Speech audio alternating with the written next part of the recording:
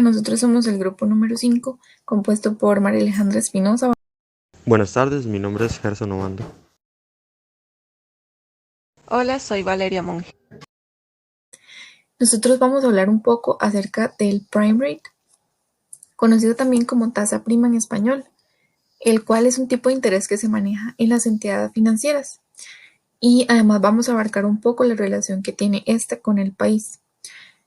Asimismo, este trabajo nos va a hacer más fácil entender un poco su definición, su origen, su importancia en el mercado y también a nivel país, lo cual nos va a brindar una visión mucho más completa para entender el tema.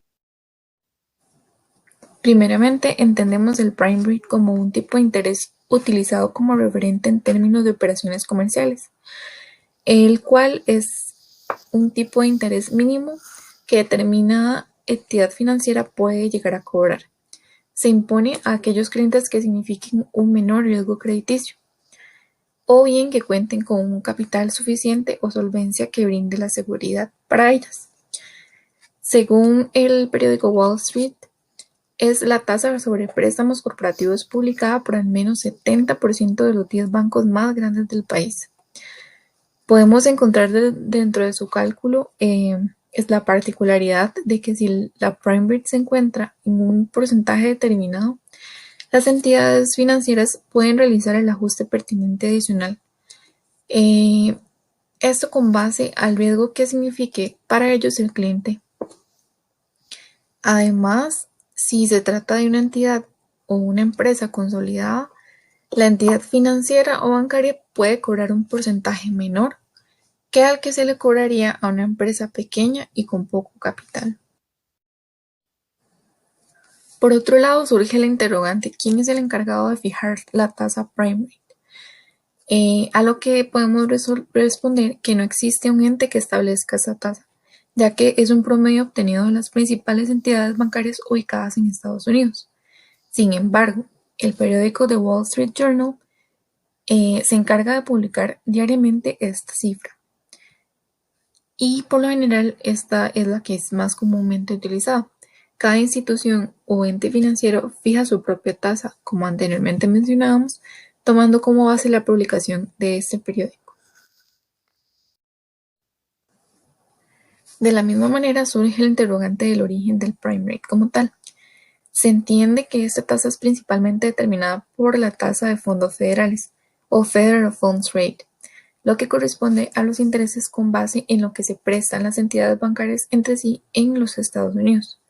Su origen recae tras la caída de la bolsa y la Gran Depresión económica de los años 30, gracias a que en este periodo se vio sumamente afectada la economía. Bueno, antes de todo, como ya mencionó la compañera, y cabe rescatar, la Reserva Federal es el Banco Central de Estados Unidos, es decir, es la institución pública que se encarga de todos los aspectos vinculados a lo que es la política monetaria y la regulación del sistema financiero en el sentido más amplio. Como se puede observar a lo largo de los años y en este caso a partir del año 2013, según la tabla, la cual hace referencia específicamente al mes de junio, se puede observar la tendencia alcista, y esto se da debido a las medidas tomadas por la Reserva Federal de los Estados Unidos, enfocados en varios temas, entre ellos, por ejemplo, los políticos y por supuesto los económicos, como por ejemplo cuando Donald Trump llegaba a la presidencia, por lo que este aumento lo que buscaba era prepararse para el gobierno de dicho candidato, ya que entre los planes del mismo, este pretendía poner en marcha un plan de estímulos y construcción de infraestructuras que podría llegar a acrecentar lo que era la economía y provocar un repunte en la inflación. Pero como todas las variaciones en la tasa prime rate tienen sus pros y sus contras, algunos se podrían ver beneficiados y otros, por el contrario, perjudicados. Actualmente, por ejemplo, la tasa prime rate se ha visto a la baja y esto se da debido a lo que es la pandemia. Algo que podría beneficiar, por ejemplo, a los deudores en dólares, quienes se podrían ver afectados ante la crisis económica que afecta a todo el mundo y en especial a nuestro país. Otra de las entidades o sectores que se ven beneficiados es el gobierno en general, y esto se da debido a que, como cualquier otro deudor en el extranjero, estas bajas le permiten, por ejemplo, a Costa Rica colocar lo que son bonos o pagos a sus deudas extranjeras. Pero en una situación así, Costa Rica se podría ver también afectado. Y es acá donde debe existir un balance entre las ganancias por reducción de las deudas externas con las pérdidas por menos exportaciones de bienes y servicios, así como menos inversión extranjera directa, o incluso el riesgo de la salida de algunas empresas que ya están consolidadas en nuestro país. Bueno, nosotros ahora le vamos a hablar un poquito sobre lo que es la tasa Prime en Moody. ¿Qué es Moody? Moody es una agencia calificadora de riesgo crediticio basado en tasas como es la tasa Prime. Moody es muy importante porque al ser una calificadora de riesgos nos dice cuál es el perfil de ese emisor. Y esto es tan importante para el emisor como tal, así como para el inversionista, debido que para el emisor como tal le da una proyección de ver cuál es su perfil, ¿verdad? Cuánto más o menos son los intereses, ¿verdad? Que se debe de pagar de acuerdo a su perfil. Y como inversionistas también nos permite identificar, bueno, en quién o qué estamos invirtiendo y si tenemos realmente posibilidades de que esa inversión que hagamos se nos pueda devolver, que sea pagado en las condiciones acordadas. Y entonces así jugar con lo que es la especulación o lo que es un poco lo más estable o lo más formal.